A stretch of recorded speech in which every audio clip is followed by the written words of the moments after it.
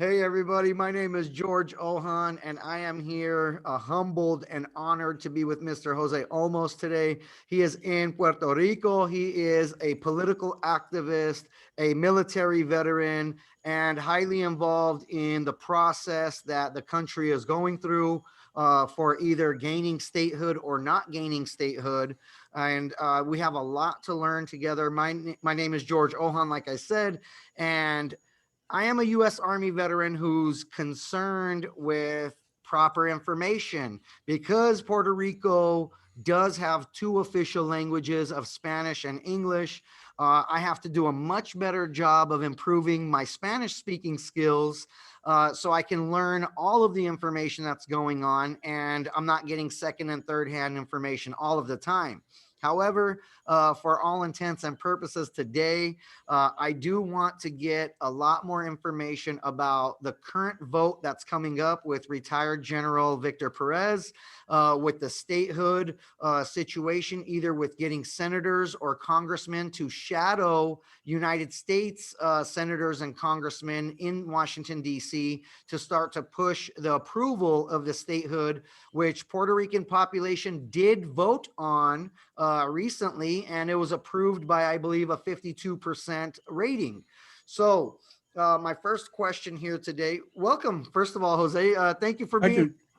you. Thank you, George. Thank you for your invitation and thank you for your concern for Puerto Rico. We know that you are a good friend, not only of the veteran community in Puerto Rico, but you have friends all over the island. And it's surprising sometimes to go for places and they ask me, "Oh, do you know George Ohan?" I say, "Yes, I know him." So I wonder where you, if there's any place in the island that you have not visited. So. I tried to visit every corner, looked under every rock. And you leave a good impression everywhere. I Thank haven't met any negative Thank yet, you. Well, not yet. Yeah, thank you. We'll try to keep it that way. Uh, you know, this last trip, I just took a trip there. It's now May 13th, Mhm. 2021. I went there about a week ago, and We missed a chance to meet, yeah, we to missed it. connect again. It Yeah. was go, go, go. And Yes. and I will say this, I don't want anyone to be offended by this. I'm not offended by it. It's just part of life. I was doing some posts about doing business and being out there, and I did receive a few hashtags of "Go home, Gringo." Well, That happened. there's That always happened. And that's okay because you everyone's know entitled to their opinion. Everyone's yeah, entitled to their opinion. But today we're going to talk about that and learn more about that. What yes, I did do with those people, I engaged them. And my brother was like, "Why are you even talking to these people? Block them, get them out of here." I'm like, "Look, I want to come from a place of understanding. I of seek course, to understand. I want to know why are they saying that? And maybe I actually agree with them. Maybe I should go home. I want to know what yeah, is their position? What is their point? Why are they saying this?" yes. And I invited them to a Zoom call. Everyone who said something negative, not one person agreed to do a Zoom call like this and have an open discussion of why they wanted me to go home. Well, I don't want you to go home. You want Yeah. this is your home in Puerto Rico. You know My that. heart is there. It is my home. I was born in Syria. My family is Armenian. Yes, We've been displaced a few times. yes. I live in California off and on, and California is not my home. Bayamon is my home. I'm a vaquero. Just so people Yeah. know, that's the Yes. truth. So, No, so well, George, there's people that have negative thoughts all over the place. No matter where you go, somebody's gonna come with something negative. And then when you confront them and tell them, listen, tell me why. You open the door, then you put them in a difficult position because they don't know how to answer, how to handle it. I have no problem with talking to anyone if they come, respectfully, and we can keep it agree to disagree, civilized. Yep, and maybe I'll learn something like you say, and maybe they'll learn something, or that's maybe I'm right. I'm I'm explaining something in a way that they don't understand why I'm doing something. So in its explanation, but unfortunately, in the cancel culture that has developed, people are so narrow focused in one lane that they are not able to see the wide picture, the wide lens of Sure. what's going all over the place. So See, I can be a veteran and I could be pro statehood and I mhm. could still want the United States to be held accountable and do a lot of the right things that they need to do for Puerto Ricans and Puerto Rican people. That Of course. you could have both, Yes.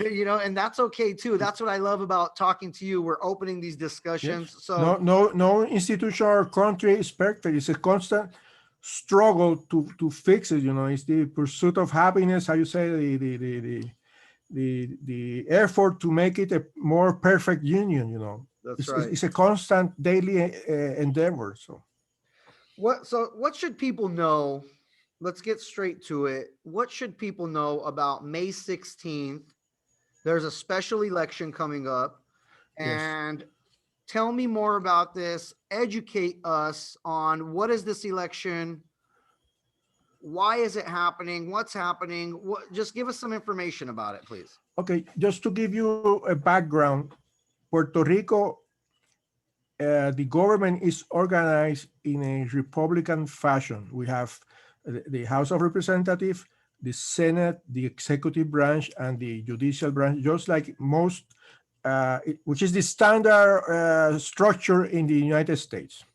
So our elected representative of the past state assembly approved a law where on the same day as the regular election took place in November, they called and asked all the citizens to answer a very simple question in a referendum. Do you want statehood to be implemented immediately? This is part of the self-determination process that we have been immersed for the last 100 or more years. And what I mean self-determination process is that process where the peoples of a community, of a nation, meet together and try to decide their future in relation to the nation that controls that territory. So Puerto Rico has been in a relationship with the United States as a territory since 1898, when, as a result of the Spanish-American War, the island was invaded. The United States took control of Puerto Rico. Spain ceded Puerto Rico to the government of the United States, and we became part of the United States. Eventually, in 1917, we became American citizens. We were granted citizenship.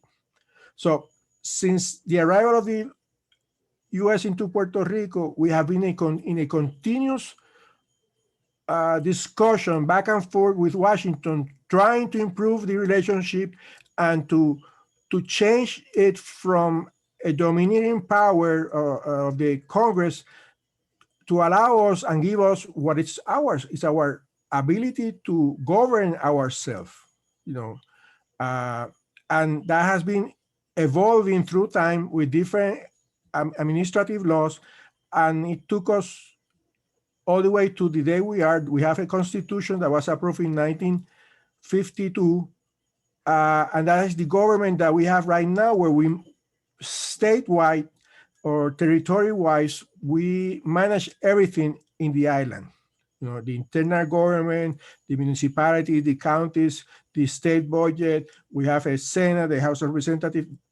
Everything that has to do with the internal management of Puerto Rico, we take care. But it's an imperfect relationship because we cannot vote for the president. The U.S. Congress can approve a law and exclude Puerto Rico from the benefits of that law, but they can impose obligations on Puerto Rico. They can do a lot of things without asking for our authorization. So they are governing Puerto Rico without our consent. So even though we approve a constitution and we have this government, the structure that we have since 1952, and is so imperfect that we remove our consent to this relationship the way it is since 1967, when they called for a referendum at that time, and the current government, the current political status was defeated, and the people chose another status, which was a more autonomous relationship, but that never went anyplace. So after 1967, the pro-statehood movement started to gain speed, to become a full state like any other state.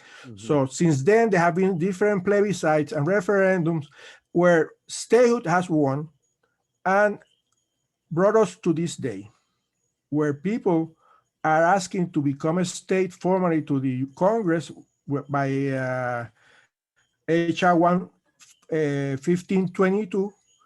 And this Sunday is another step towards that.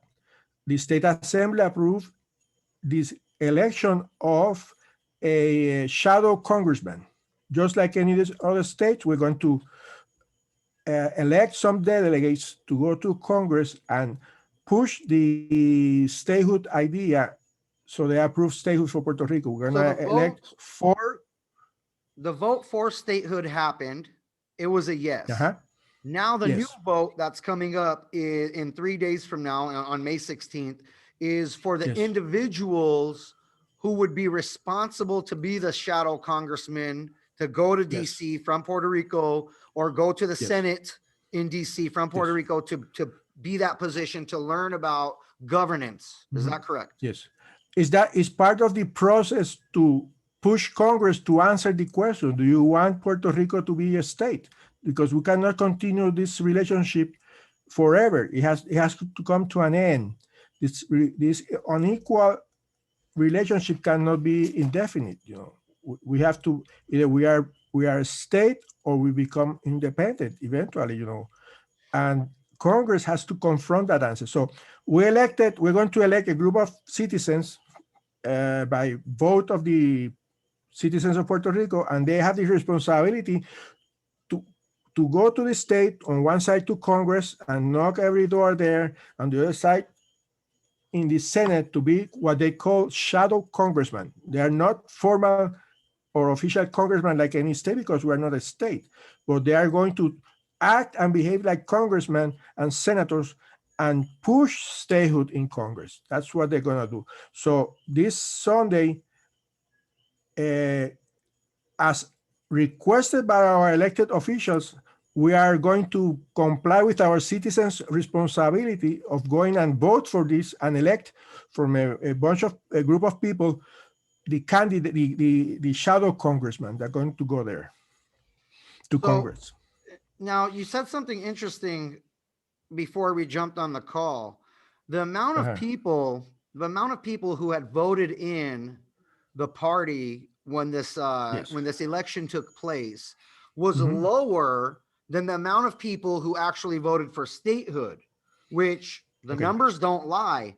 That must mean that the people who want statehood are not just from one party. They must be sprinkling out from different parties, or like crossing the party lines and saying, hey, you know what? Yeah, we're part of this party, but we do also want statehood.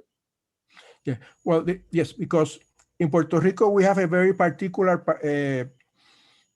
party structure. We are not clearly divided between Republicans and Democrats, like in the States and many other territories. The political status, the political definition of the future of Puerto Rico is of such importance that people have aligned their political preferences or party political preference by the status that party supports. So we are not clearly defined as the Democrats and Republicans. So we have the pro-statehood party, we have a party that is pro-independence, and we have the party who defends Commonwealth, but they really have such a big mess inside their party that they cannot define really what they want. What they are doing right now is opposing any effort, no matter what or how, that so Puerto Rico cannot become a state. They are the constant opposition to Puerto Rico becoming a state just because they don't want it. So the New Progressive Party, which is the party that won the elections and the governorship, although they lost the House and the Senate, God less. Let me rephrase this. So who is this? Who is this? The Commonwealth. I'm sure there's more than 3 parties, but the people who want the Commonwealth, Are they just Okay. throwing something in there to mess up the statehood? Yes. Thing? Or do they actually have a real argument? Do they have something, some points that they're making? No. Since the parties were divided along status preferences, either statehood, the current status, and independence, within each party you have a mixed bag of Democrats and Republicans. You know, you have all, they are spread all over in all three parties, more conservatives and liberal within each party. So that Because makes more each, sense, because now you have the American mentality of Democrat, Republican, and your beliefs yes, and your core values. And then yes, you're also Puerto Rican. So you have yes, a PNP or Independita and yeah, this and this. And it's like, whoa, you also have those core island yes. beliefs. It's not clearly divided because I get it now. what happened in this election is that, of course, all those that are from the New Progressive Party are hardcore pro-statehood. But then within the Popular Democratic Party, which is the opposition party to the PNP, they have a mix of people who want to maintain the current status. They want a modification to the current status, and some others are so confused that they really cannot explain what they want. And then you have the pro-independence people. In this year, two other parties got organized under different argument, and they didn't use the status issue as a organizing factor. So there are pro-statehood people in all parties except the independence party, you know. So even though people voted for other delegates and other parties, when they came down to the question, do you want to become a state immediately, yes or no? To that question, more people voted for that question than the amount of people who voted in favor of the majority party that won the election. Yeah. So, as Wow. you said, the pro-statehood feeling or this pro-statehood idea is widespread in the political mind of the people without taking into consideration to what party they belong. It's really, sometimes it's complicated because people look at in the state between Republican and Democrat, and it doesn't work like that here. Jose, as an outsider looking in who has, not a deep understanding of this, growing up with this political situation and the emotions involved with it, I'm thinking, hey, America, give back Puerto Rico to their people. But then it's been 100 years. And so after 100 years, the government's pretty well entangled. There's federal loans, there's bonds, there's roads, there's schools, there's military. It's not just George being like, oh, America, you've been naughty. You stole this country during an act of war. Give it back to the Puerto Rican people. That's ignorant. There's a lot more involved here. It's not just that. There's a lot more, as you say, there's a lot more. It's much more complicated than that, than just getting back to the people, no.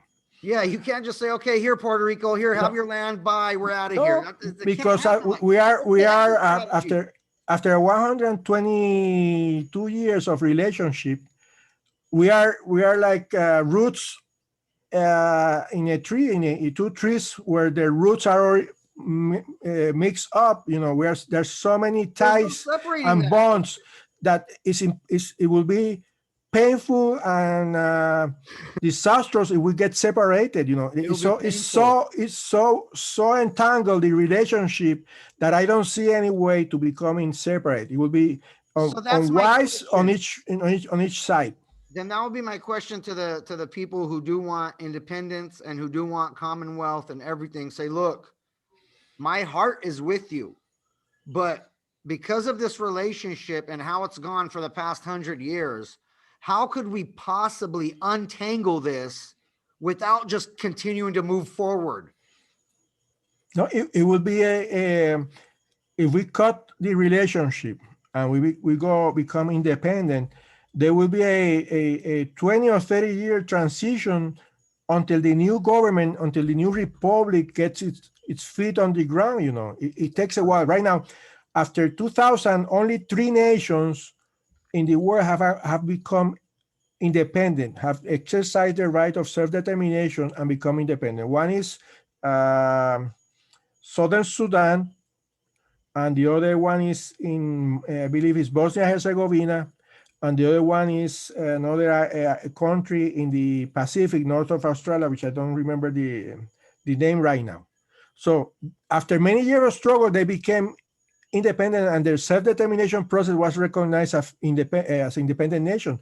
But since 2000 until today, they are still under the tutorship or the guardianship of the United Nations, because you cannot become independent overnight. You need to create structures. You need to create governing structures, economic structures. There's a bunch of things that come.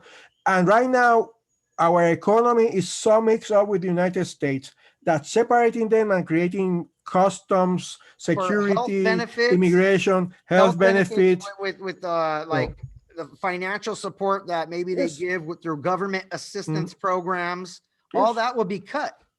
Yes, it will be it will be very painful for everyone. So, but what we need is for the citizens in the United States, because we are clear on what we want, or at least the majority of people here voted for statehood, and in any democratic system, majority vote is the one that decides what's going to happen. How is Puerto Rico different than Hawaii?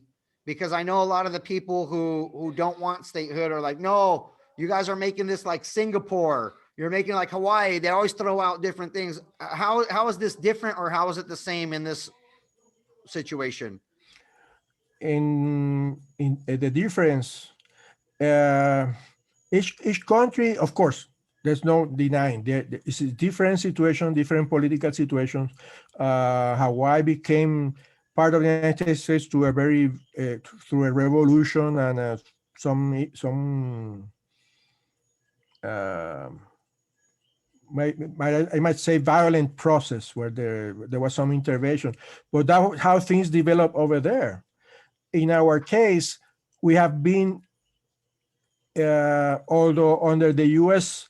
control since 1898, our people have been in control of the internal destiny of the island since 1917. Really, when the Jones Act was approved. We have managed the internal government ourselves since then. No one else has intervened on that. And then in 1947, we elected the first governor by popular vote. And since then, we have controlled everything. So that's a big situation, different from Hawaii, where you have a lot of Japanese migrants, Asians, Pacific, people from all over that area moving to Hawaii. Being overthrown and all of these things. The Dole family, there was a lot of involvement. There's a lot of commercial involvement in the States, but here in Hawaii, but Puerto Rico, although there has been commercial involvement, but the majority of the business are here, are locally owned. The land is locally owned. There are some investment that come back and forth from the States to Puerto Rico, but the decisions are made here locally, except those decisions that belong to the federal government as such. Like any other state, there are some duties and responsibilities that belong to the federal government. Why do you believe that retired General Víctor Pérez is a good choice for this position of the senator for shadowing in the United States government?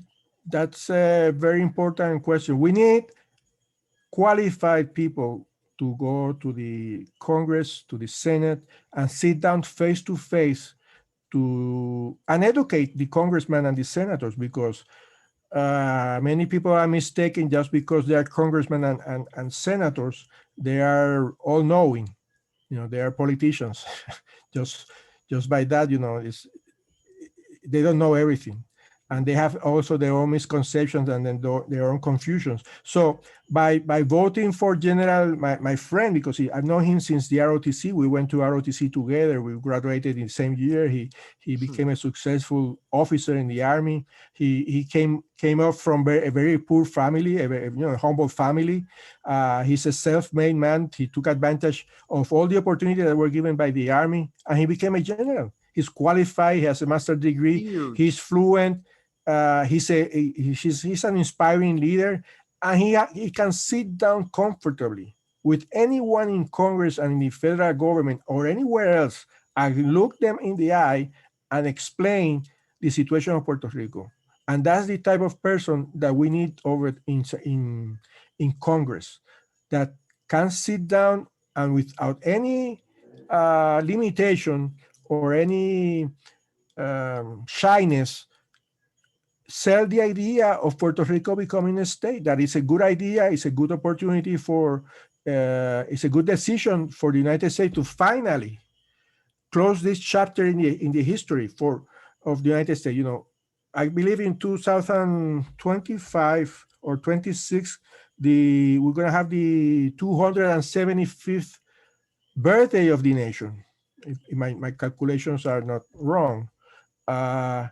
For 120 years, 25 years by that time, for 125 years of national history, we have been part of that history of the United States. That's right. You know, for 100 years in the 20th century, we shared the pain, we shared the glories, the fortune, the misfortunes. We went to war 4 times everywhere. Every time we have been there, shoulder to shoulder. We built roads in the States. We helped send astronauts. You know, our destiny. This is the message that the general, retired general, Mr. Víctor Pérez, he's taking to DC. You know, God willing, if he's elected, when he's elected, that's what you have the confidence that he's going to be able to go and articulate and not get emotional about it, but just state the facts and say, look, guys, are we moving forward with this? Let's make this happen to figure it out. He has to go and speak to the senators, the United States senators from the states, from all 50 states, and talk to them and say, look, are we in or are we out? Yes. There's no justification there's no way that in the American way of doing things, it's not acceptable to keep a friend, to keep a partner who has been with you loyally for a long time, to keep him out of the business or the relationship, just leave it in the air indefinitely. You know, it has to come a time where you have to sit down and say, my friend, like we're going to be in a business relationship. I cannot keep you, George Olmos, in the blind all this time. You know, there has to come a time when you're going to ask me, hey, Jose, what's going on with me in this business? I've been here so many times. I'm in or I'm out? So, and that's what we have to do now. We have to ask Congress, and it's up to Congress, the House of Representatives initially, that they have to approve the act, because according to the Constitution, the Admission Act process starts in the House of Representatives. So, and then it moves to the Senate, and this has to be finished. We cannot continue in this endless discussion of the status issue, which is what Nidia Velázquez from the Bronx, a congresswoman from the Bronx, after our elected representative, Ms. Jennifer Gonzalez, which is the resident commissioner, who got more votes than even the governor who was elected for that. She's very popular.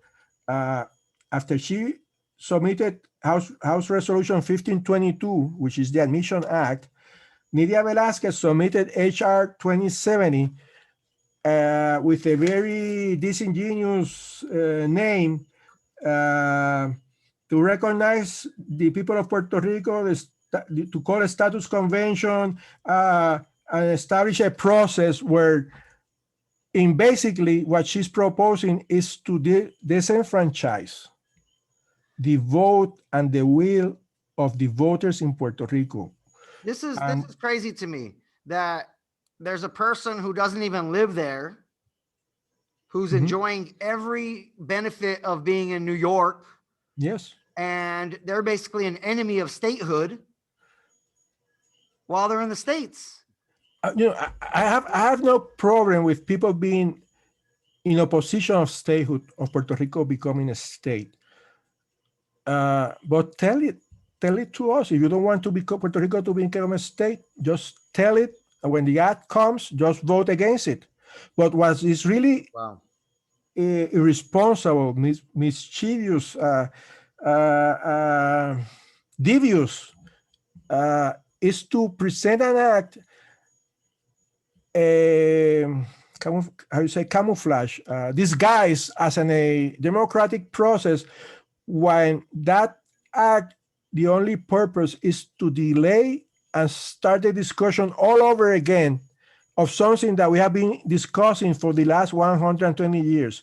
This act that Ms. Nidia Velasquez wants to propose, and let me tell you, not only she lives in the States and enjoys the benefit of statehood, she is Puerto Rican born. So as we say, there's nothing worse than getting backstabbed by your own people, So this is the one where she's creating HR 2070.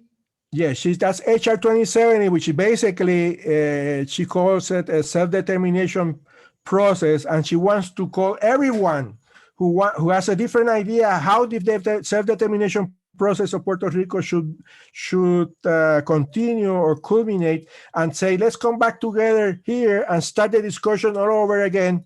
And then we propose all these ideas to Congress to make a final determination. We don't need to do that. It seems unfair to the people who have been voting for years in the island. You're taking their time, taking their money, taking their resources to go and vote on this thing. And you're living in New York and you're starting more trouble. It's like, you're not even there. No. And let me tell you, one of they use the word self-determination process. Yeah, it is disguised. If I would have read that too. They disguise it, yes, with the self-determination phrase. And one of the basic tenets or basic requirements of the self-determination process is that it has to be exercised by the people who want to self-determine. It cannot be imposed by the dominant power, which in this case is the United States. Well, then doesn't it make it illegal? Illegal, immoral, irresponsible, criminal. Everything. It's nauseous, really. Let's focus on Víctor Pérez. And no, let me finish this thought, because this is important, because when Víctor goes to the Senate, this is one of the arguments they're gonna throw against him. Okay. The self-determination process is exercised by the people who are going to enjoy or benefit or bear all the negative and positive results of that self-determination. So it's the people in Puerto Rico who has to decide that. And we already decided by a legal, valid vote that we want to become a state. And this lady wants to present a process that really is disenfranchising. It's a voter suppression of the will of American citizens that clearly express that they favor statehood. And that is the word that Víctor and the other elected officials or elected citizens that get chosen or voted into the process have to go to Congress and fight, because it is surprising that this HR 2070 is supported by around 70 Democrats, so-called liberals, that believe are African American, are of all races, and they want statehood. They want to oppose our will to become a state. We are almost 3 million Hispanics here. It's like if you're sitting in Congress or Senate in DC, it probably would not be very difficult to convince you that, hey, Puerto Rico they need to go and be their own country because Yes. we should not, as Americans, be there. And it's like, oh, okay, yeah, you're right, because there's a lot of information missing. So you can recruit. So you can recruit people like this person here in the Bronx. She can recruit people to her story, to her side. If the retired general Victor Pérez, if he's not there to back up his side of the story and give his side from the people in the island, Yes. We need him. We need there's no Víctor there, representation. because we only have one representative elected and with authority to talk in Congress, which is the resident commissioner, Jennifer Gonzalez in this case. But she's only one person to represent 3 million American citizens, and she doesn't have a vote. She has a voice, and she can scream and shout and argue and push, but she doesn't have a vote. Now, And what do you say to the people who try to, you know how it is. Mhm. People throw in every argument with everything, and sometimes they have a winning argument, but that's not what we're talking about sometimes on whatever it is. But with Yes. this, I have heard some people mention Act 60, abolish Act 60. It's about, tax safe haven for Americans or other yes. people. Act 20, Act 22. There's all Act these different 22, tax yes. incentives. But abolish Act 60 is a big one that's going on right now.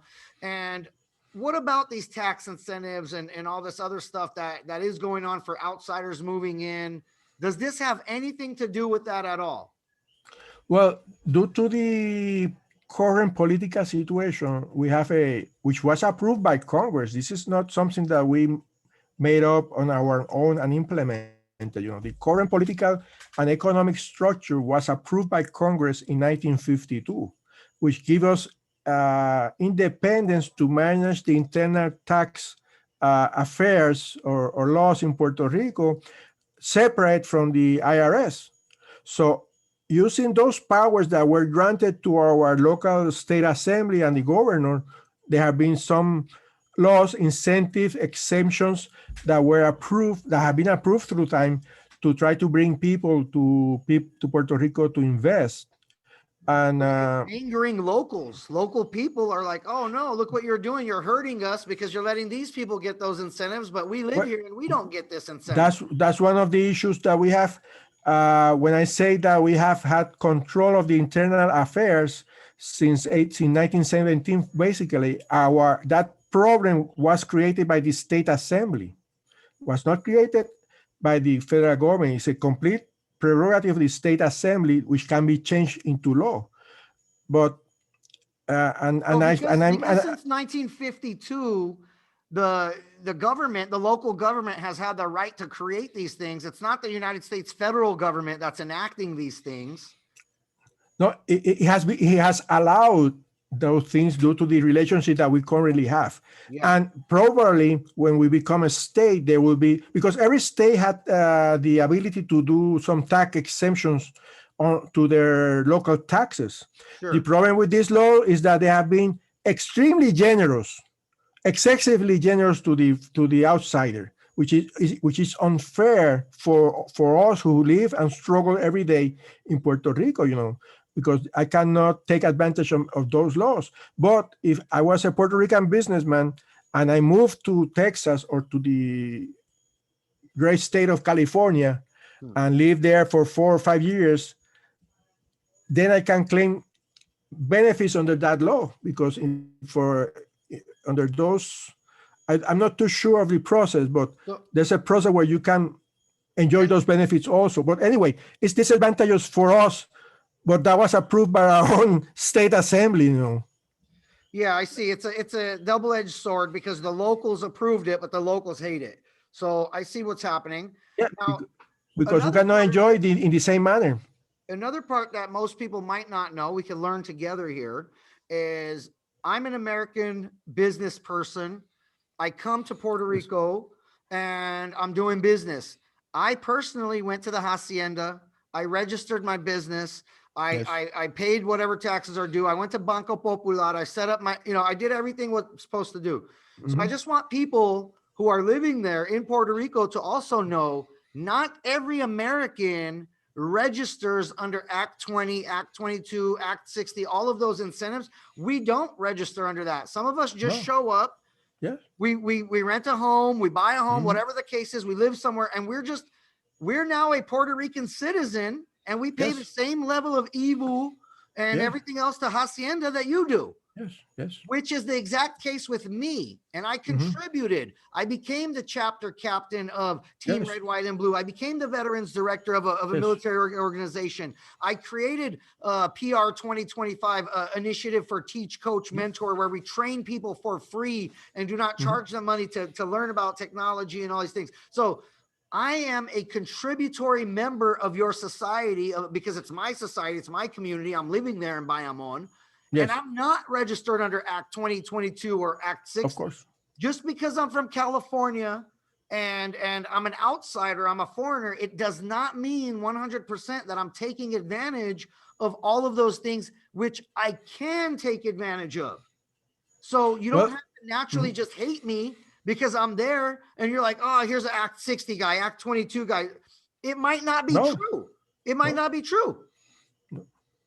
No, as you say, you can due to our relationship, going back to this intermingled relationship between the States and Puerto Rico, one of the basic advantages of the United States is that you can move freely between any state and move your business or your home and have a different life in the East Coast, on the West Coast, freely.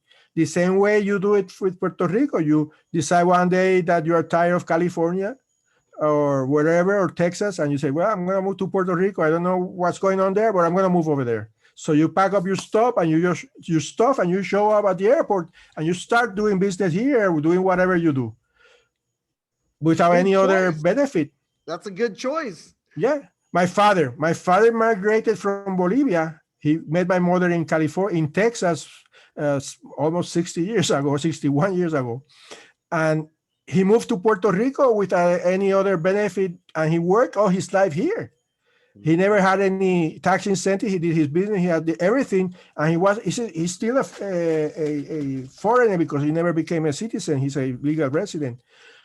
And the same way happens to the stateside-born people. You know, I have friends who have moved from the States to Puerto Rico completely, not do that you come back and forth and you have things here and over there, but I know people who have moved here the same way that I have friends who have business in Puerto Rico and they packed up and moved their business to Florida. That's right. And took advantage of whatever Florida has to offer. It's a free country, free flow of information, free commerce, which is one of the basic tenets or advantages of living in the United States. You have free transit. That's the word, free transit. And that's a huge blessing, because living here in California and seeing the struggle of the Mexican people and the Central American people who come here and struggle and work and do what they have to do, to be Puerto Rican born, and because you want to move to Florida tomorrow and just do it, yes. That's amazing. It's pretty amazing. That's an advantage that many people, even in Puerto Rico, don't have a clear understanding. Many people in the state don't understand that either, you know, because I think that's why I have such gratitude when I'm there, you know, being born in Syria and knowing how bad it is there in that country, coming to the United States and you know, having every advantage. When I go there to the island, I'm like, wow, this is a real beautiful culture, beautiful people. I want to contribute to this place. I want to make this place last. I want to make this place remain for the future. I want my children to enjoy. But that future that you want to contribute to is being hampered. It's being it's trying to be destroyed. Is what it looks like. It's very difficult now because we are in this constant uncertainty of what's going to be the status of Puerto Rico.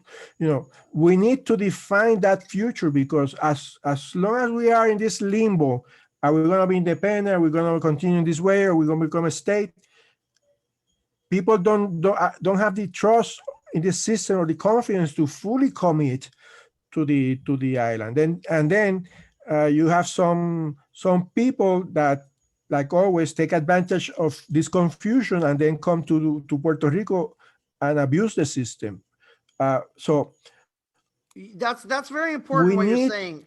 We have to define the status because it's the only way that you're able to plan and prepare properly. yes, Even as a yes. family, just a regular family. We're not talking about the big government. We're saying just as Mhm. George or Jose, just for our families, how do we know what to do in 10 or Yeah. 15 or 20 years? We don't even know what government's going to be in rule.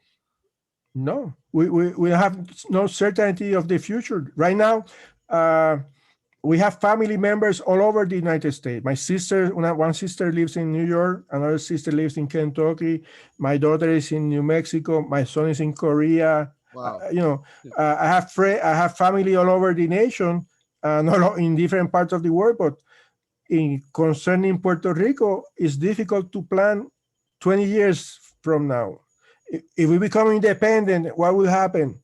If we continue in this same situation that we have now, we need a definition what's going to happen, and that Congress and the American citizens, your neighbors there in the States, play a vital role in this, because you have to call your congressman and your representative and tell them, listen, we need to make up our mind of what's going on with Puerto Rico. We cannot, it's not the American way. It's not fair to keep people in the limbo, in the unknown world, without any decision from us. They were willing to send you, George. They were willing to send you to Iraq or to the other side of the planet to defend the votes. This is very important. The U.S. Congress sent Puerto Rican soldiers to Iraq and Afghanistan to liberate those countries. And in some periods of that time that we were there, some of our troops had to protect the votes of the Iraqis and Afghani who were going to vote in different elections, in the local elections over there. They risked their life to protect that vote. And now we have a Congress, particularly a Congresswoman, who wants to put an obstacle to the free will of American citizens, of some of them who are soldiers who risked their life in Iraq to protect the right to vote of other people in other countries. Wow. You know, Yeah, that's where unfair. That's where Víctor Pérez comes in, because he's an officer. He was willing to step forward and serve the nation. He was willing to step forward and do whatever needs to be done to preserve our liberties. And he has the moral standing, the experience to go to Congress and face to face tell them, this is what we want. What are you going to do? Make up your mind. And that's what we need.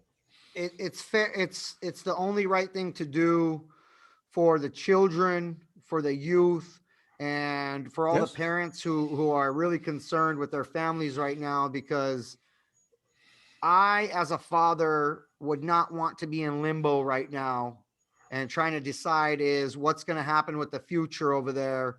What's going to happen with the government? Are we going to be a state? Are we not going to be? What's the answer? Give us the answer. Let's figure it out. And then we can move forward with some information. But being in the dark, this is not the way to go. Yeah. And it is the American way to tell the people up front, face to face, what you want. I have no problem if you oppose statehood, but please tell me that you oppose statehood, and I can talk to you and try to convince you. Maybe the answer will be yes, I don't want you to become a state. But then what is really disappointing is to have political leaders that they say up front, yeah, we love you, we like you, we love Hispanic food, and yes, oh yeah, we're gonna give you statehood, but then they go do everything else to oppose statehood. What really surprising is that the same people who support HR 2070 that want to pass this self-determination process and disenfranchise and be an obstacle to the voters' will of Puerto Rico, pro-statehood voters' will in Puerto Rico, those same guys, the same congressman, endorse and approve statehood for Washington, D.C. Oh, wow.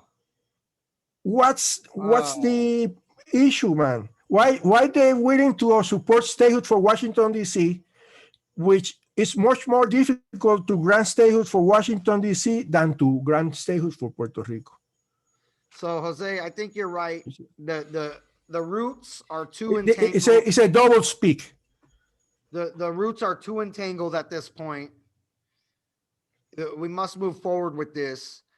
The retired General Víctor Pérez is the right man for the job. He understands it at a top political level, at a top military level, as a Puerto Rican man, as a family person there. And I want to share my screen real quick, and we want to watch a short little video with him. Is that okay? Yes. No problem. Okay. Of course. Let's watch this. Saludos, te habla Víctor Pérez Rentas, brigadier general retirado, 36 años de servicio federal. He caminado los pasillos del Congreso y lo seguiré caminando hasta que Puerto Rico sea un estado. Esto es por nuestros hijos, nietos, por generaciones a venir. Este domingo 16 de mayo tenemos un compromiso con la historia. Estaremos votando por la delegación al Congreso que tendrá la única misión, que seamos el próximo estado de los Estados Unidos. Esto es por Puerto Rico. El 16 de mayo sale y vota por Víctor Pérez Rentas, número 12 de la papeleta, delegado. So Excellent. The audio cut off, but it was número dos. It's the number 2 on the Senate, on the papeleta, yes. On the Good. ballot. I'm really happy that we got to do this today. Thank you again. I want to do this if we can, at least, once every 2 weeks, every week, but there's a lot of information. I would love to keep talking to you and just, picking your brain and learning more and understanding, because I know if I have these questions, a lot of other Americans have these questions, and this is the only way we're going to get people in California and Texas and Florida and everywhere else to understand what's happening there, as we have to talk about it. Yes, if we really want to fulfill all the things that we expect from the nation, all these questions and conflict that are going, and people asking what's the future of the nation, you cannot leave out the future of Puerto Rico out of the discussion. We are part of the nation. We need to discuss and define what's going to happen with Puerto Rico at the same time that we confront all the other issues, because we are too entangled. We are mixed together so strongly that either you decide to admit us or you decide not to admit us, and then we can continue and part amicably, and separate in an orderly fashion and continue our path, because it's not the American way to keep people in the blind forever. It's not fair for African American or Chinese American, to be excluded from the political process. Armenian American, everybody has to participate in the discussion in all the issues that are going on the island and in the nation. And one of the most important issues is the future of Puerto Rico. In the eyes of the world, you cannot keep going and sending our sons and daughters to war to fight for liberty and democracy and die and come back mangled and dead and die to defend the liberty overseas, while you don't decide and are not willing to decide the future of people who voted democratically for a solution. Yeah, it's not fair for our fellow veterans. It's not fair for our citizens. We need to confront this issue. you're right. Well, thank you, Jose. And Thank I you, wish Josh. the best of luck to you and your friend, retired General Víctor Pérez. And as you guys get more of your messaging out there, I will be talking to you again. Thank you, sir.